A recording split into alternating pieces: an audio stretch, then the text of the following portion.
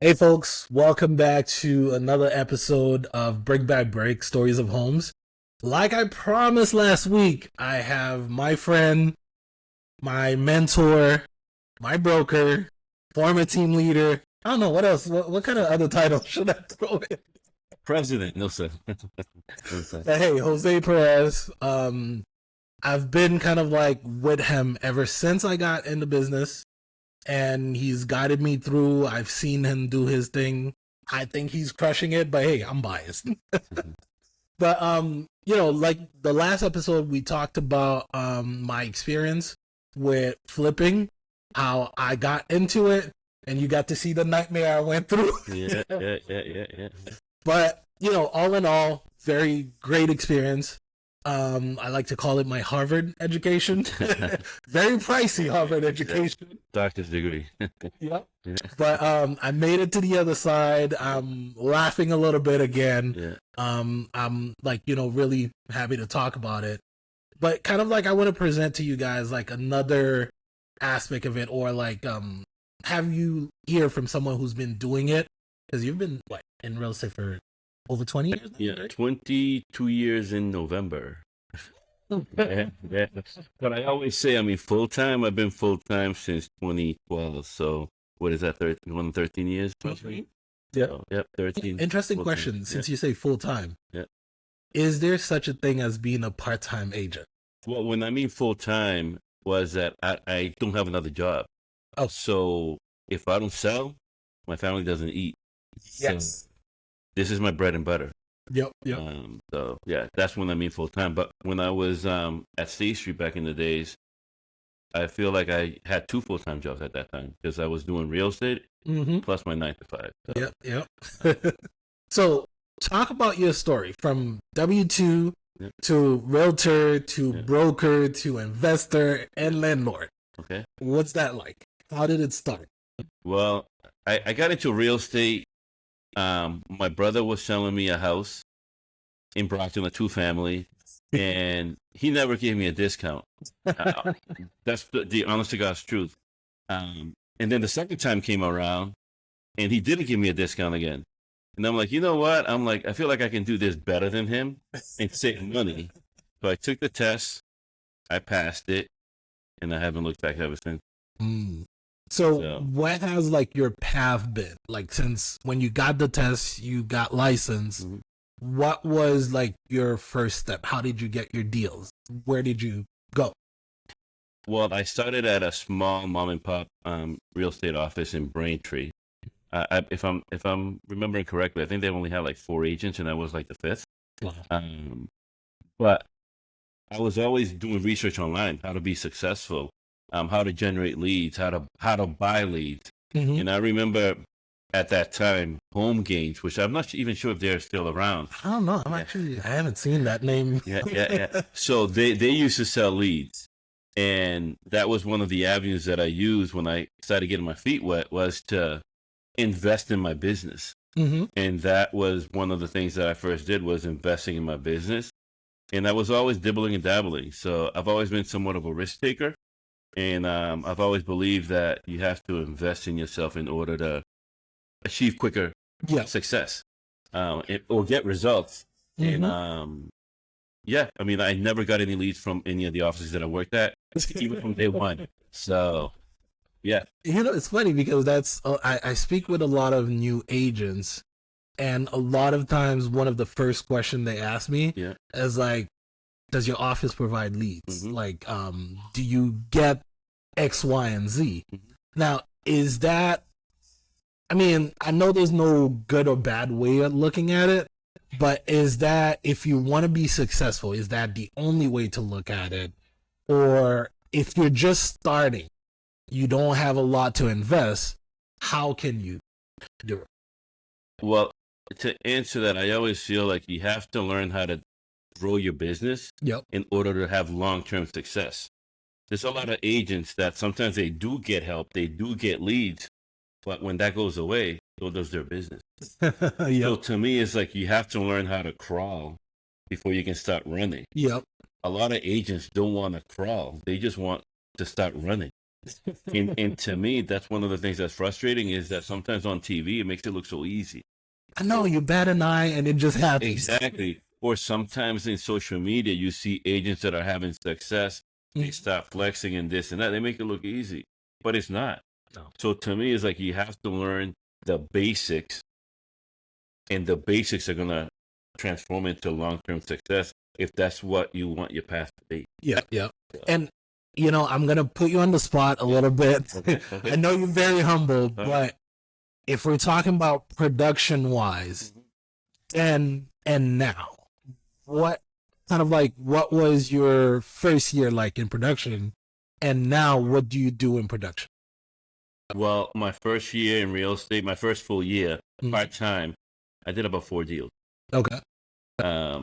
One of the things that I'm proud of, and it gave me kind of like a boost that I can do this on a full-time basis with a 9-to-5 job, was that 1 year, which I believe it was in 2007, I did 11 deals as a part-time agent. Wow. 11 deals, 11 sales, no rentals, sales. Wow. And that year I made more money in real estate than I was making in my 9-to-5 job. I think that's usually an incentive to say, maybe. Yeah.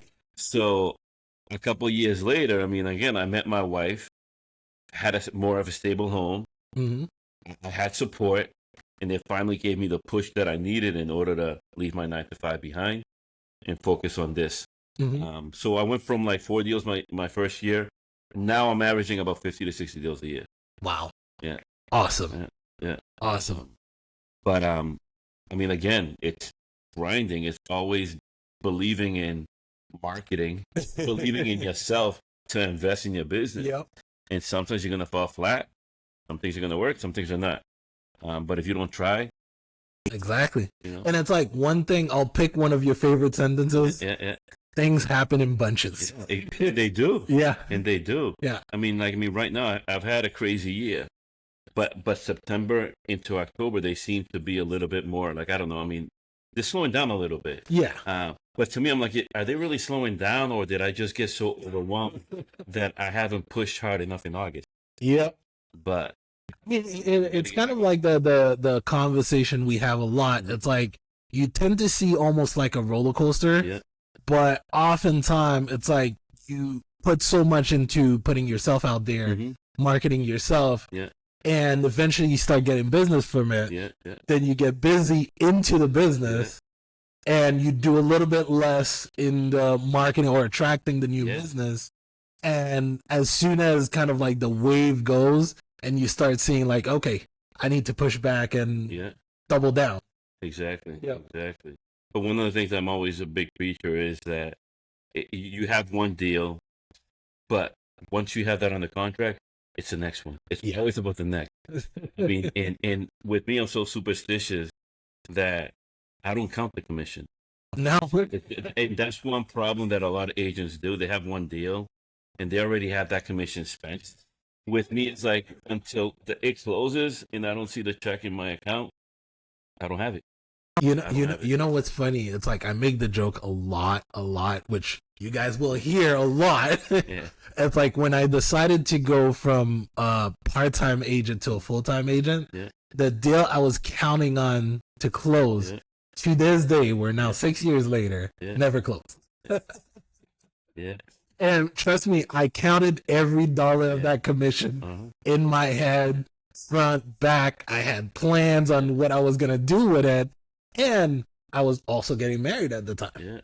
So that commission was already spent in my head. But it's funny, just to tell you one thing, though. Like, before I got here, I called Leslie, and I'm like, how open should I be? Right? And she's like, be open. I mean, you know what I mean? I mean, you know, Edme, be open. Tell people more about yourself. And one of the things that I'm always hesitant is that I'm very superstitious. I got a couple deals in the pipeline that haven't really wrapped up, that they look like really, really good slam dunk promising. But I'm like, just because I don't have the deed in my hands, I feel like I have it. You know what I mean? But that's just the way that I am. You know what I mean? We're not gonna jinx it. Yeah. But I mean, it is true. A lot of time, once you have that one set, Yeah. you want to make sure you're stacked, you're deck, because you want to make sure you have a fallback in case Correct. something doesn't work out. So you have this next one, or Yeah. something else to fall on, because for us, it's our bread and butter. Yeah. Yeah. And I'm pretty sure. I mean, you've been in this longer than I have. That you had that experience. I had this crazy day where I had 4 or 5 deals accepted, offers accepted. I'm happy, thrilled, and 2 weeks later, I'm down to 2. Just go back to everything happens in bunches. Yep. So like my old coach used to say, if you got 10 deals, 10, they're not going to all close. You're looking at that 6 to 10. That 6 to 7. Realistically, that could be closing. So you just have to bunch them up. Yeah. And that's how you stay productive, and you do what, 50 to 60 deals? No, I mean, everything happens in bunches. Like, I'm not trying to brag, because but at the beginning of the summer, I had 17 deals going on at the same time. Wow. And I'm like, my head was like spinning, and the little things that I'm trying, and I've been trying for years, how to delegate more and get things off my hand. But I mean, sometimes, everybody wants you. Yes. They don't want my assistant. They don't want my TC. They want Jose. Yep. And that's very challenging sometimes, because you can't be there all the time. And sometimes you're gonna miss things when you try to. Yeah. And it there's that joke that I told, not joke, story, when on my honeymoon, I ended up working because I had this client that did not want to speak to anybody else. Yeah. And it's like, this was like one of the times where I was like, okay, I'm on my honeymoon, I'm gonna shut down everything. But then I get this text, hey, listen, you have this deal going on. This guy doesn't want to talk to anybody. The purchase and sales is not going to get signed. Exactly. So, it's kind of like everything is meshed all together. And it's not just a 9 to 5 or day in. It's basically a way of living. It definitely is. Like, when I went on vacation in April, every day on vacation, 2 to 3 hours a day, I was on my computer. And I said to myself, and I said this to Leslie after that, I'm like, when we go away in August, I want to make sure that gets eliminated like by 90%. Okay. So I did everything possible. And luckily for me, it happened. You know what I mean? I had a little bit more free time to actually enjoy my vacation than I did. Because I was going to tease you, how close to it did you get? Yeah, again, it went from that 2 to 3 hours to maybe 30 minutes a day to an hour. Okay. But yeah, you cannot, if you want to be successful, there's no way, at least I don't know how, to shut it down and say, I'm not even going to look at my phone for a week. Yep. Because it just doesn't happen. No. It doesn't. So we talk about you as the producer, the realtor, the broker. Now, what got you into the other part of in terms of investor, buying and flipping? So what got me into the flipping and the investing side was, the money. There's a lot of money to be made in real estate. Yeah. And I was dealing with a lot of investors when I started that, in a way, a lot of them were a waste of time. The offers that they were making, they seemed kind of not realistic. And then the few investors that I actually was successful with, I'm like, I'm giving them good deals. I'm only making maybe $5,000-6,000 on the commission, but they're making $60,000-70,000 on the back end. A couple of them ended up screwing me and going with another agent after I sold them the property. And when that happened a couple of times, I'm like, you know what? I'm like, maybe I should start looking into flipping myself. It doesn't seem so hard. I have a lot of connections. Yep. Let me get my feet wet. So, I did a flip probably 15, 16 years ago with my dad. Okay. But I don't really count that as my... I should count it. That was my first flip was that. But I used an FHA loan. I remember doing that. And it took me about 6 to 8 months start to finish that flip. But but yeah, that I guess that got my feet wet a little bit. Okay. But I mean, yeah, it's just working with some of these investors. It's just motivated me to try it. Okay. So wait, how many? Because you said 15 years ago. So how many have you done so far? Right now, I mean, about 30. I've done about 30, Okay. and I have 3 going right now. So that would probably make it, 33 when it's all said and done. Awesome. Yeah. So how do you? Well, actually, before I ask that question, do you have any interesting story, like the flip that gave you the most headache? I mean, I think Thayer Street last year. I know about that one. Yeah, it taught me a lesson though in a way that I mean, there's certain towns that are more strict than others. And I'll be honest. I mean, sometimes you try to take shortcuts. Yep. I tried to take a shortcut, and it ended up burning me. I mean, burning me that I think we were like 2 weeks in. Yep. And the city came in and shut me down because we didn't pull permits yet. Our goal was that a lot of the stuff that was going to be done was going to be more cosmetic, and I didn't think it was necessary. But it taught me that in certain areas, pull your permit. Yep. So that flip was going to be a grand slam, but ended up being a total nightmare because I was shut down for almost 3 months. Wow. Yeah, and I was hoping to be hopefully put it on the market within 4 weeks.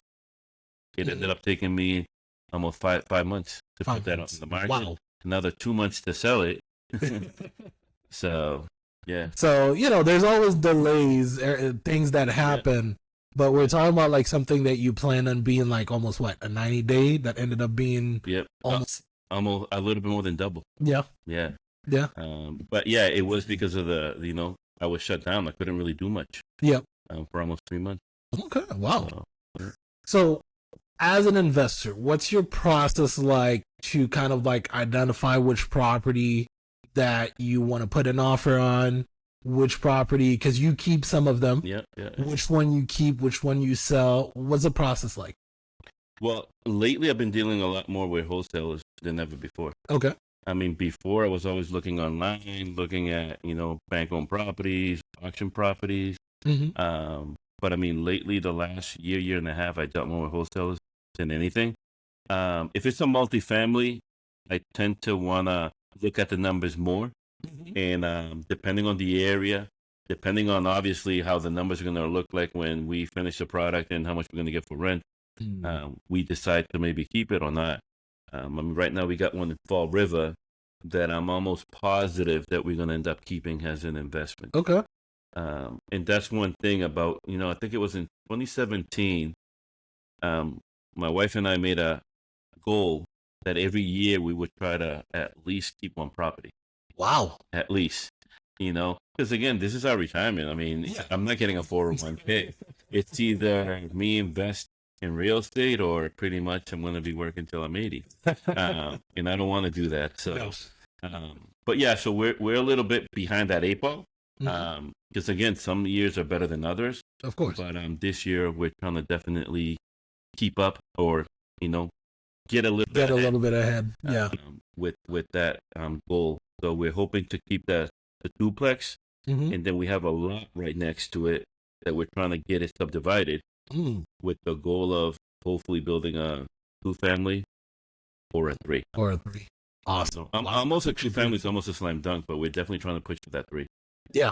So that would be the money maker. Yeah, exactly. I thought that lot was definitely what motivated me to make that offer and jump on it. But we're looking for more multis than we have singles. But again, everything's numbers. Yeah. And it's based on location. So I do have a combination of singles that I have as investment. Okay. And multis. So in the commercial building. Now, when you say numbers, do you have like a number you're looking for in terms of profit, or if we're talking about a property you're keeping, what numbers are we talking about? Is it the rental income?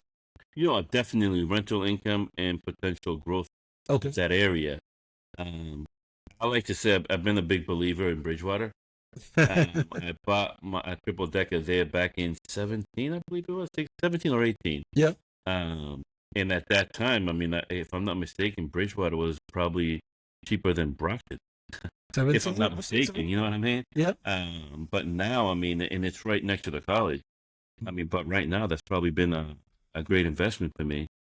And we bought a commercial building, I believe it was in 21 or 22, also right around the corner from the college, and that has been definitely a great investment. Awesome. So I'm, getting my feet wet with commercial because I feel like those are good opportunities. It's fun. Yeah, yeah, yeah. So we talk about you, the agent, Mm-hmm. you, the broker, Yep. you, the investor. Yep. How is it being a landlord? Um, you're always learning. You're Yeah. always learning. Um, One thing that I guess I have thicker skin when it comes to, like, I'm not falling for sad stories like I used to. Okay. You have rent to pay. I mean, you have a mortgage to pay. People got responsibilities, Mm-hmm. and if you don't meet them, I mean, hey, I mean, there's a way that you can kind of give people a chance. A chance, a grace But period. exactly, but there's also like a cutoff point when enough is enough. Mm-hmm. So um, decent credit, no matter the situation.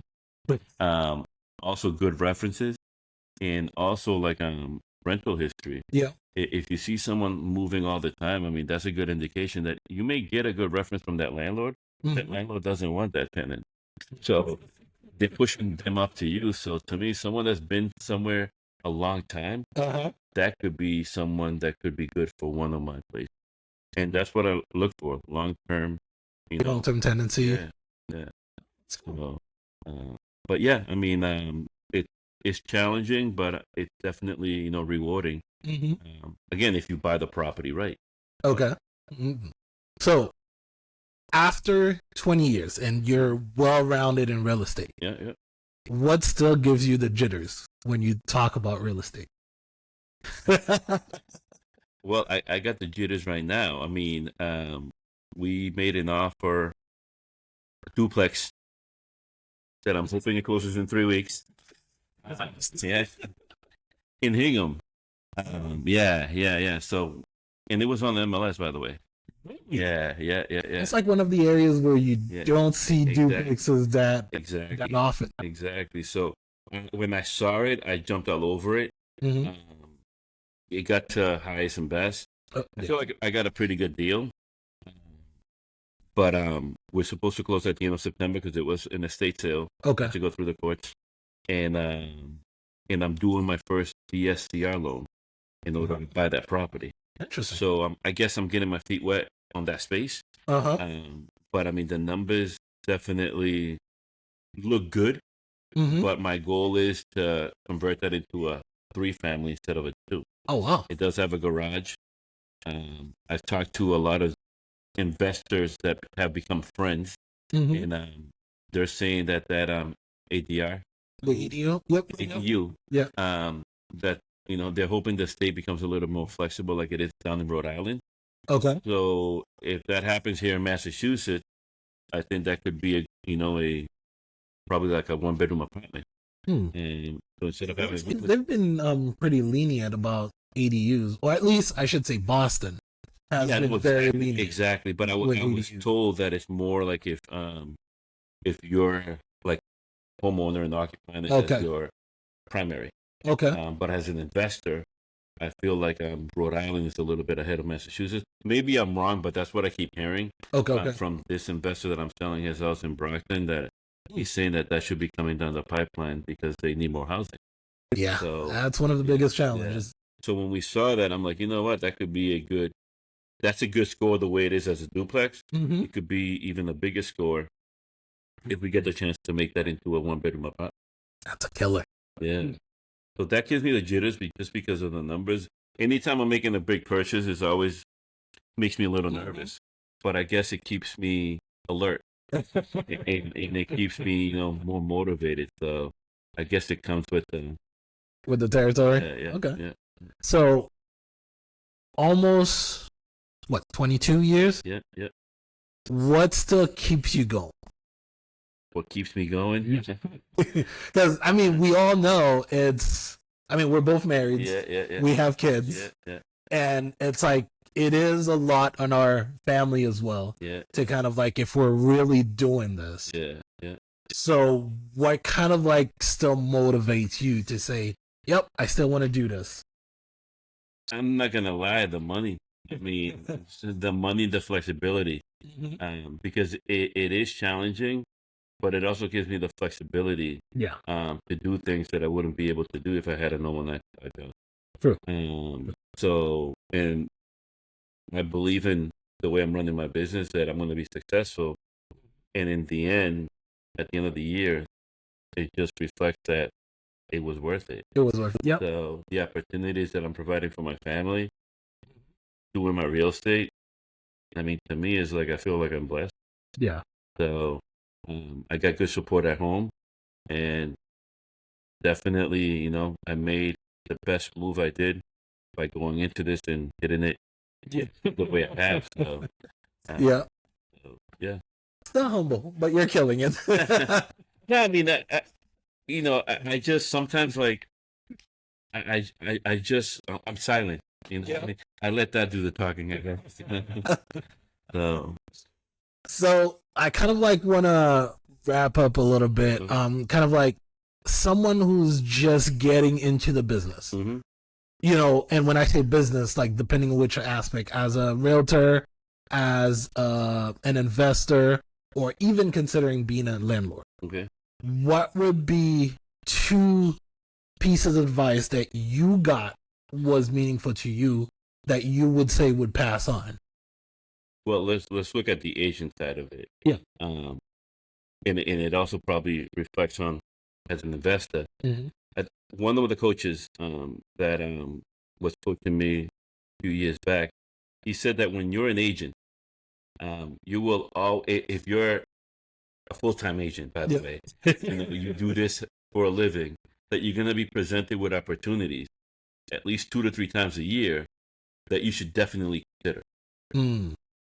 Because you're talking to a lot of people, you're talking to a lot of buyers, you're talking to a lot of sellers, and sometimes you see people in certain situations that they just want to get rid of a property. Mm-hmm. And those opportunities, maybe those opportunities that you should take yourself instead of passing it on to someone else.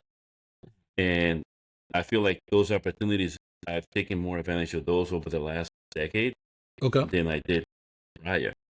So if you want to do this full time, be successful, I feel like you're going to be presented with opportunities that you should just take it and run. But it's not going to be easy. There's going to be a learning curve. So you got to learn how to grind. Yep. And definitely believe in yourself. If you want someone to let you sell their $1 million properties, you have to believe in yourself and marketing yourself and spending money, putting yourself out there. Yep. So yeah, believe in yourself and take advantage of those opportunities that are going to be, presented to you. Oh, cool. Great advice. Any last words?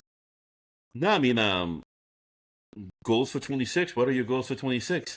So 26, I mean, I like to say getting into real estate, it's been one of the best decisions aside from marrying my wife. She's going to love hearing that. But I kind of like my goal with this first flip, or our goal with this first flip, was to kind of like use it to propel us to keep going. It was to do one flip and buy one investment property. And I think this first flip or this flip kind of like took me a little bit back. I kind of like want to bring back and kind of like get back to that goal and also build the team, because one of the positive things that I think ended up happening was that amidst all that, I ended up building a construction company, or started the process of building a construction company. I have to get my license. That's the next step. So starting that. But, we do take some small contracts. So I want to grow these kind of like together, parallel. It's like build a team. Right now we have 2 agents. I'm looking at adding maybe, fingers crossed, 3 other agents with the transaction coordinator that we have, just to kind of like get it to work like a machine. Yeah. And then build the construction so that we can kind of like take a little bit bigger goal. Yeah. And then transition back to that idea of one flip, one property. Yeah. Yeah. You know, that's my dream. Yeah. Yeah. No, hey, I mean, I wish you the best. I mean, thank you. Like this year, Leslie's goal was for me to do 10 flips, which was insane. But I was more realistic. I wanted that 6 to 8. Yeah. And I'm going to be very close to that 8 by the end of the year. Nice. Which before I was doing 1 to 2.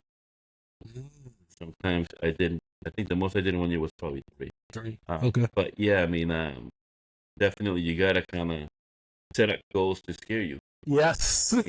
But having a good team for anything, good people around you that are dependable, is always going to make things easier. Yeah. Yeah.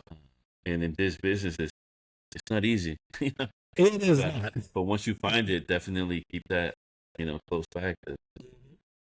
Everybody's looking for that. Yeah. But I brought you a little present. I got to promote my wife. He's surprising me. No, so one of the things that, again, I guess I'm putting my money where my mouth is.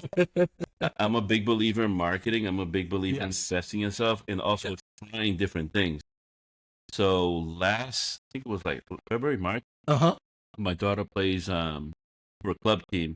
Oh yeah. And they were looking for sponsors. And my goal was to always be in the front. I wanted my logo in the front. So we negotiated. The opportunity was there. Yeah. And I took it and run with it. So right now we're sponsoring. I think they have about 1,300 kids. Wow. Mainly from Braintree all the way to like Pembroke and the Plymouth area. Yeah. So we're sponsoring the club team. We're the main sponsor. And I just want to present to you one of the shirts with the logo. Yeah. With force. Yeah. So I mean, again, I'm trying different things. That's cool. I'm hoping, that something positive can come out of it. Yeah. But at least we're helping the kids. No, that's actually pretty cool. Yeah. Yeah. So I mean, again, I'm setting goals, and that was one of my things to always be the front of the shirt. Awesome. So, but yeah, man. Best of luck, and you know that I'm here if you ever need anything. Of course. Thanks for having me. Hey, no problem. Thank you. And to close, I'll give a big shout to your wife, Leslie. If you're looking to get pre-approved, if you're buying a home, she's with Total Mortgage. Yeah. She's the one to call. There you go. Total. Yeah. Thank you, man.